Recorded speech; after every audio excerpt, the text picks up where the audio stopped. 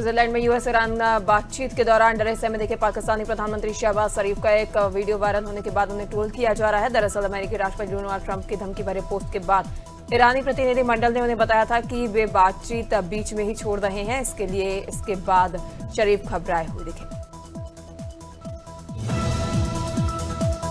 America ने Iran पर FIFA विश्व कप प्रतिनिधि मंडल के हिस्से के रूप में इस्लामिक रिवॉल्यूशनरी गार्ड कॉर्प्स के एक सदस्य को अमेरिका में घुसपैठ कराने की कोशिश कराने का आरोप लगाया है। वहीं ईरान फुटबॉल महासंघ ने इसका खंडन करते हुए इसे सरासर झूठ बताया और आरोपों को मनगढ़ंत और पूरी तरह निराधार करार दिया है।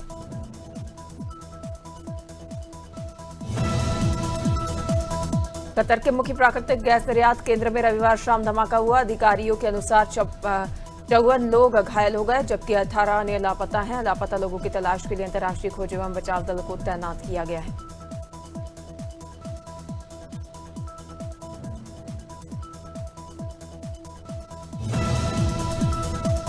राम मंदिर को मिले चढ़ावे में कथित हेराफेरी की जांच कर रही एसआईटी ने अपनी 150 पन्नों की रिपोर्ट मुख्यमंत्री योगी आदित्यनाथ को सौंप दी है। इस रिपोर्ट में कथित तौर पर कहा गया है कि ट्रस्ट के पदाधिकारियों की सिफारिश पर कैश मिलने वाले लोगों की ओर से नियुक्ति हुई थी और पैसे गिनने की प्रक्रिया में कई खामियां मिली हैं।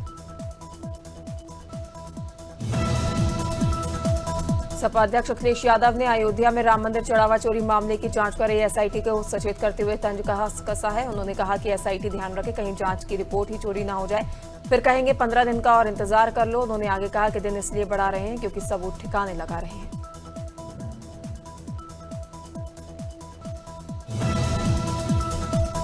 कई सांसदों की बगावत के बीच शिवसेना के 50 से ज्यादा नेताओं और पदाधिकारियों ने वसई में उद्धव ठाकरे का साथ छोड़कर बीजेपी का दामन थाम लिया है। कहा जा रहा है कि इस दल बदल ने यूबीटी गुट की स्थानीय संगठनात्मक ताकत को बड़ा झटका दिया है। यूबीटी गुट के कई सांसद एकनाथ शिंदे गुट में शामिल हो सकते हैं।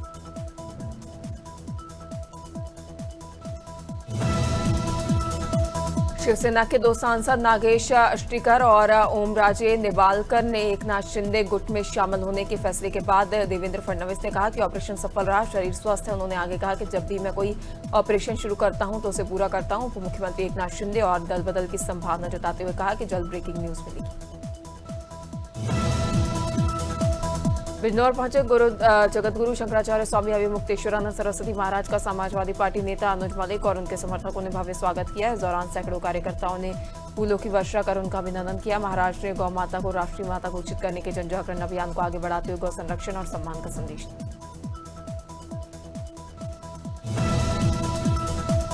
चंदौली में गंगा कटान की समस्या को लेकर जिलाधिकारी ने प्रभावित क्षेत्र का स्थलीय निरीक्षण किया। निरीक्षण के दौरान डीएम ने अधिकारियों को चेतावनी देते हुए कहा कि किसी भी प्रकार की शिथिलता बर्दाश्त नहीं की जाएगी। उन्होंने कटान रोकने के लिए जल्द डीपीआर तैयार कर शासन को भेजने के निर्देश दिए। साथ ही किसानों की फसलों और भूमि की सुरक्षा को सर्वोच्च प्राथमिकता बताते हुए गुरैनी पंप कैनाल का भी निरीक्षण किया।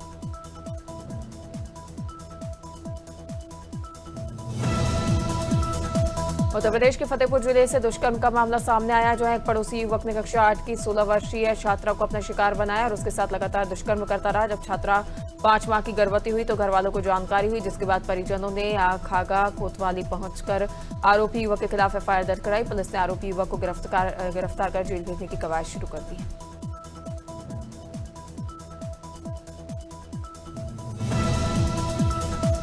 गाजीपुर में सोशल मीडिया पर एक वीडियो तेजी से वायरल हो रहा है, जिसमें एक व्यक्ति जिन्हें एमएएच इंटर कॉलेज के प्राचार्य मोहम्मद खालिद उमर बताया जा रहा है, छात्रों के बीच एक ग्राम प्रधान प्रत्याशी के समर्थन में अपील करते नजर आ रहे हैं। इस वीडियो ने शैक्षणिक संस्थानों की निष्पक्षता और शिक्षक के आचार व्यवहार को लेकर बहस छेड़ दी। हालांकि वायरल वीडियो की स्वतंत्र पुष्टि नहीं हुई।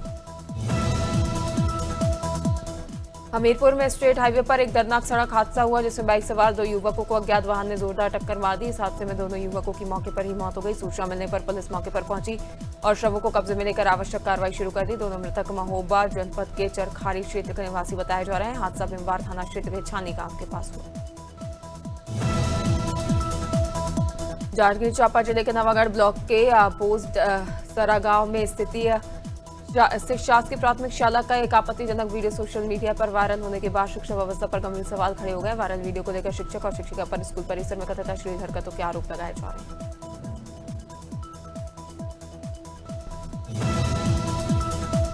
वेस्टर्न रोड स्थित एक जर्जर इमारत को लेकर स्थानीय लोगों ने प्रशासन से तत्काल कार्रवाई की मांग की है। साल 2018 में नगर निगम की ओर से इस इमारत को खतरनाक घोषित कर इसे गिराने का आदेश दिया गया था, लेकिन अब तक कार्रवाई नहीं हो सकी। वर्तमान में इमारत की स्थिति अत्यंत जर्जर बताई जा रही है और स्थानीय लोगों में इसके गिरने का डर बना हुआ है।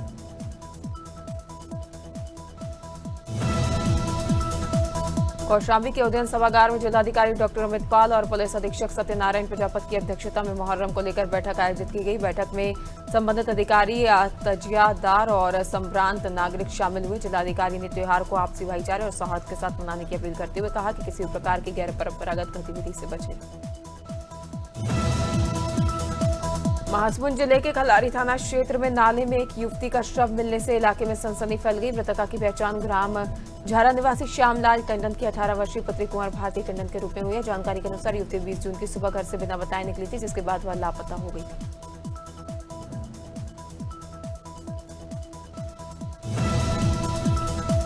प्रयागराज के औद्योगिक थाना क्षेत्र के रामपुर में दबंगों की ओर से एक परिवार पर लाठी डंडों से जानलेवा हमला करने का मामला सामने आया है। आरोप है कि हमलावरों ने घर में घुसकर पूरे परिवार को बेरहमी से पीटा, जिसमें कई महिलाएं गंभीर रूप से घायल हो गई और उनके सिर फट गए हैं। पीड़ितों के अनुसार हमलावरों ने सबूत मिटाने के लिए घर में लगे सीसीटीवी कैमरे और मोबाइल फोन भी तोड़ दिए हैं। सागर जिले के रहरी थाना क्षेत्र में जंगल में सैर पर निकले एक युवक पर टाइगर ने हमला कर दिया, जिससे वह गंभीर रूप से घायल हो गया। घायल युवक को इलाज के लिए बुंदेलखंड मेडिकल कॉलेज में भर्ती कराया गया। जानकारी के अनुसार ग्राम पटना मोहली निवासी 31 वर्षीय सुदामा यादव सुबह जंगल की ओर टहलने गए थे, जो वीरांगना दुर्गावती टाइगर रिजर्व से सटा हुआ क्षेत्र है।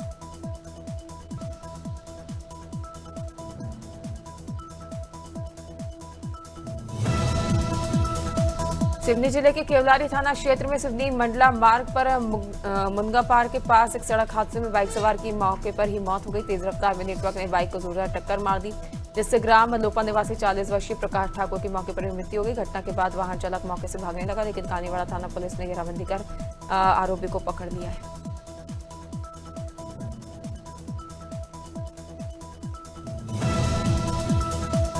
हरदोई के बहटा गोकुल क्षेत्र में निर्माणाधीन ओवरब्रिज पर बड़ा हादसा हो गया। NH 731 पर शेतपुर शारदा नहर के पास बीम रखते समय अचानक बीम नीचे गिर गई। हादसे में राहुल और राजेश्वर नामक 2 मजदूर घायल हो गए। घायलों को तत्काल उपचार के लिए अस्पताल भेजा गया। सूचना मिलते ही जिलाधिकारी और पुलिस अधीक्षक मौके पर पहुंचकर हालातों का जायजा लिया। हरदोई के बेनीगंज थाना क्षेत्र में किसान पर फायरिंग की घटना सामने आई है, जिससे सनसनी फैल गई। घरौली गांव के निवासी 55 वर्षीय पलविंदर सिंह को गोली लगने के बाद अस्पताल में भर्ती कराया गया। डॉक्टरों के अनुसार घायल किसान की हालत फिलहाल स्थिर और खतरे के बाहर बताई जा रही है। घटना उस समय हुई जब किसान आटा चक्की से लौटकर अपने झाले के पास पहुंचा था। बाइक सवार अज्ञात बदमाशों पर फायरिंग कर मौके से फरार होने लगा।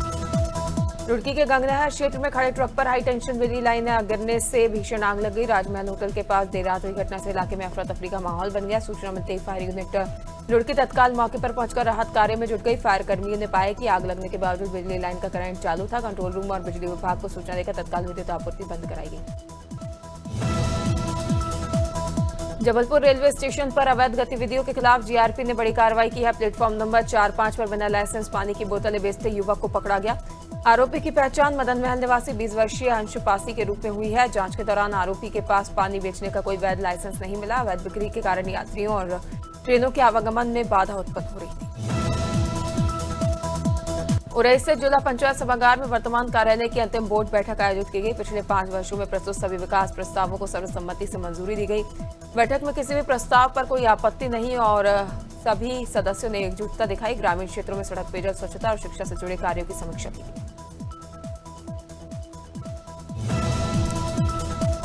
झांसी में पुलिस ने यातायात नियमों के उल्लंघन पर विशेष चेकिंग अभियान चलाया। सदर बाजार और सेमरी टोल प्लाजा पर वाहनों की सघन जांच की गई। मॉडिफाइड साइलेंसर, प्रेशर हॉर्न और बिना नंबर प्लेट के वाहनों पर कार्रवाई हुई। प्रेशर हॉर्न लगे 3 वाहनों को चालान किया गया। 30,000 रुपए का जुर्माना लगाया गया। मॉडिफाइड साइलेंसर और बिना नंबर प्लेट वाली 3 बुलेट बाइक पर भी जुर्माना लगाया गया।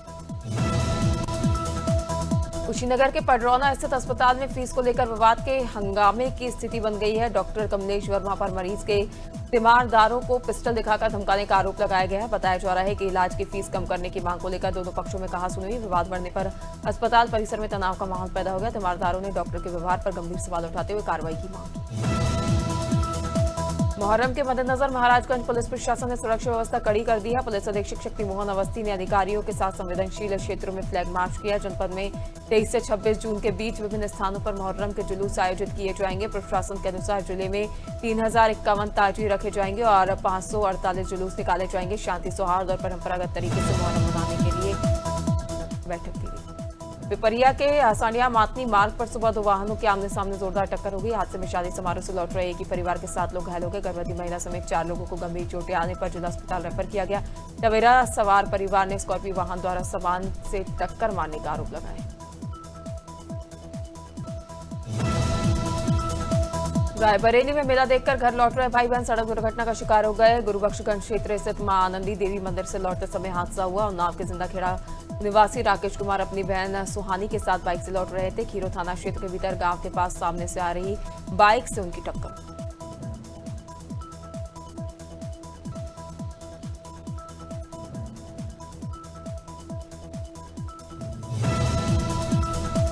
सागर में नशे में धुत युवक ने बीच सड़क पर जमकर उत्पात मचाया। गोपालगंज थाना क्षेत्र की पीली कोठी घाटी और कलेक्टर कार्यालय मार्ग पर हाई वोल्टेज ड्रामा चला। युवक ने राहगीरों और वाहन चालक पर पत्थर फेंककर अफरा तफरी का माहौल बना दिया। करीब आधे घंटे तक मुख्य मार्ग पर यातायात प्रभावित रहा। नशे की हालत में युवक बीच सड़क पर लेट गया, जिससे आवाजाही बाधित हुई।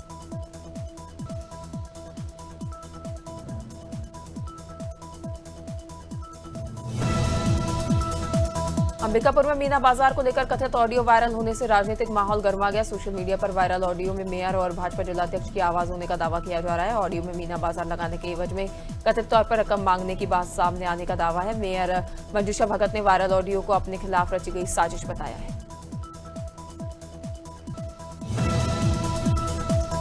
शिवपुरी की पिछोर विधानसभा में एक ज्ञापन को लेकर राजनीतिक माहौल गर्मा गया। भीम आर्मी भारत एकता मिशन के जिला प्रभारी जसरत आजाद ने प्रशासन से शिकायत की। ज्ञापन में भाजपा विधायक प्रीतम सिंह लोधी और उनके पुत्र दिनेश लोधी पर गंभीर आरोप लगाए गए हैं। शिकायत में जान से मारने की धमकी, झूठे मुकदमे में फंसाने और दबाव बनाने का आरोप शामिल है। राजधानी भोपाल में यूसीसी पर गठित समिति के सामने भाजपा ने अपने सुझाव प्रस्तुत किए। प्रदेश महामंत्री राहुल कोठारी ने समिति के सदस्य को सुझाव पत्र सौंपते हुए कहा कि मध्य प्रदेश की परिस्थितियों को ध्यान में रखकर पार्टी ने अपने सुझाव तैयार किए हैं। उन्होंने बताया कि विवाह और तलाक से जुड़े विषयों पर भी समिति के सामने पक्ष रखा गया है। राहुल कोठारी ने कहा कि महिलाओं से जुड़े मुद्दे पर विशेष ध्यान दिया जाना चाहिए। देहरादून में प्रदेश कांग्रेस अध्यक्ष के नेतृत्व में कांग्रेस कार्यकर्ताओं ने विभिन्न जनविरोधी नीतियों, कथित भूमि घोटालों और भूमाफियाओं के बढ़ते प्रभाव के खिलाफ सचिवालय कूच कर सरकार के विरोध में प्रदर्शन किया। कांग्रेस ने आरोप लगाया कि सरकार की नीतियों से आम जनता प्रभावित हो रही है और भूमि से जुड़े मामलों में अनियमितताएं बढ़ रही हैं। वहीं कांग्रेस के इस प्रदर्शन पर भाजपा ने भी पलटवार किया। मध्य प्रदेश के नैनपुर के बमनी बंजर थाना क्षेत्र में एक युवक का शव संदिग्ध परिस्थितियों में मिलने से सनसनी फैल गई। ग्राम लिमरउआ के बोरिया नाला में शव पड़े होने की सूचना पर बमनी पुलिस टीम तुरंत मौके पर पहुंची। मृतक की पहचान ग्राम मुकदरा निवासी 35 वर्षीय तारेंद्र यादव के रूप में हुई है।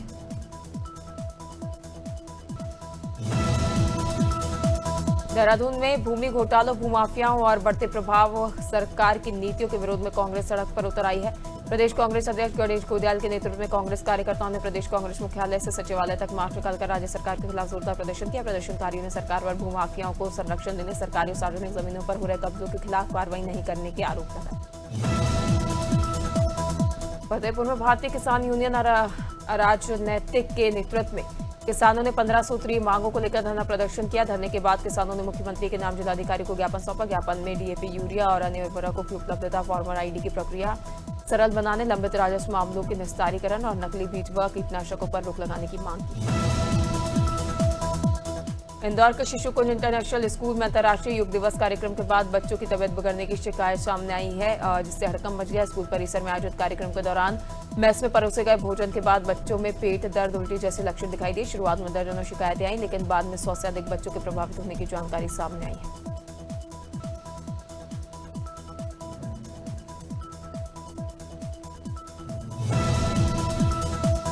छत्तीसगढ़ के कोरबा के लखनपुर गांव में जादू टोने के शक में एक नाबालिग ने सोती हुई बुजुर्ग महिला पर जानलेवा हमला कर दिया। आरोपी ने धारदार हथियार से महिला के सिर और कंधे पर ताबड़तोड़ वार कर दिए। वारदात को अंजाम देकर मौके से फरार हो गया। सूचना मिलते ही कटघोरा पुलिस तुरंत मौके पर पहुंची और गंभीर रूप से घायल महिला को सामुदायिक स्वास्थ्य केंद्र में भर्ती कराया गया, जहां उनका इलाज जारी है।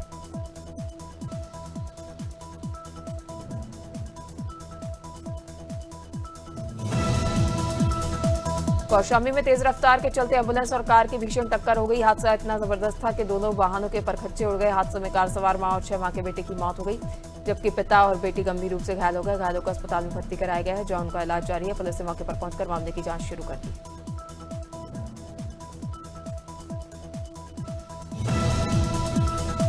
सिंगरौली जिले के डीएमएफ यानी जिला खनिज प्रतिष्ठान फंड को लेकर नया विवाद सामने आया है। आम आदमी पार्टी के प्रदेश सचिव और पूर्व जिलाध्यक्ष राजेश सोनी ने आरोप लगाया कि खनन प्रभावित क्षेत्रों के लिए विकास के लिए मिलने वाले करीब 1000 करोड़ रुपए दूसरे जिलों में स्थानांतरित कर दिए गए। उन्होंने दावा किया है कि जिले में प्रदूषण, विस्थापन, स्वास्थ्य और पेयजल जैसी समस्या बनी हुई है। कौशाम्बी के नारा चौकी क्षेत्र के छतोपुर गांव में रिश्तों को शर्मसार करने वाला मामला सामने आया है। पुलिस ने पिता की हत्या करने वाले आरोपी बेटे को गिरफ्तार कर लिया है। पुलिस के मुताबिक जमीन बेचने को लेकर पिता पुत्र के बीच लंबे समय से विवाद चल रहा था, जिसके चलते आरोपी को राहुल कुमार ने अपने पिता को गोली मार दी थी।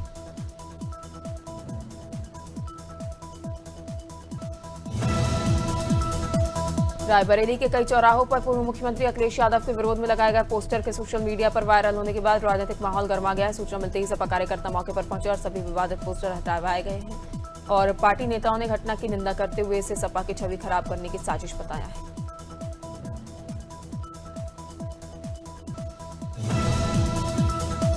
शाहजहांपुर के कालापीपल गोलीकांड को लेकर भीम आर्मी और आजाद समाज पार्टी के कार्यकर्ताओं ने कलेक्टर कार्यालय पहुंचकर प्रदर्शन किया और प्रशासन को ज्ञापन सौंपा। कार्यकर्ताओं ने आरोप लगाया कि जमीन विवाद में अहिरवार परिवार पर हुए हमले के बाद भी दोषियों पर सख्त कार्रवाई नहीं की गई और पीड़ित परिवार को लगातार परेशान किया जा रहा है।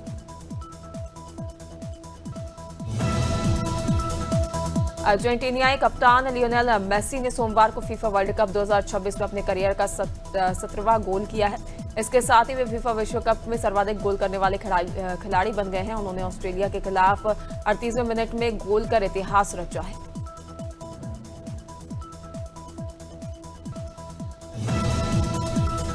सिंगर कुमार सानू ने एक्ट्रेस मीनाक्षी शेषाद्री के साथ अफेयर की अफवाह को खारिज किया। उन्होंने कहा, बिल्कुल नहीं, उस वक्त तो उनसे मेरी मुलाकात भी नहीं हुई थी। उन्होंने आगे कहा, अफेयर का सवाल ही नहीं, अफवाहें क्रिएट की गई। अभी दुबई में कोई अवार्ड फंक्शन था, वहीं हमारी पहली मुलाकात हुई।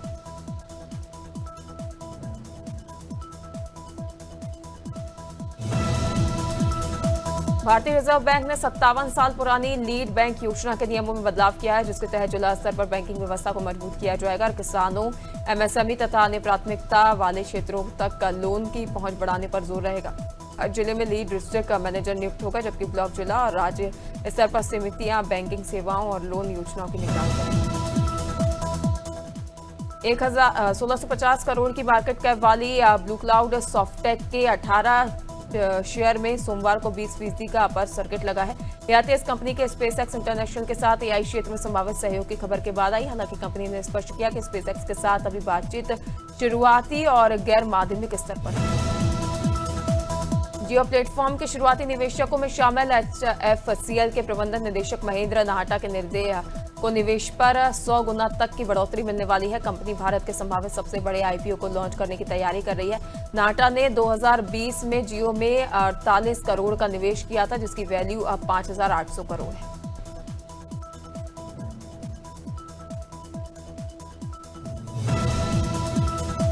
रिपोर्ट के अनुसार रॉबर्ट कियोसाकी ने सोने चांदी के दामों को लेकर कहा कि बाजार में आने वाली गिरावट को केवल कमजोरी के रूप में नहीं देखना चाहिए।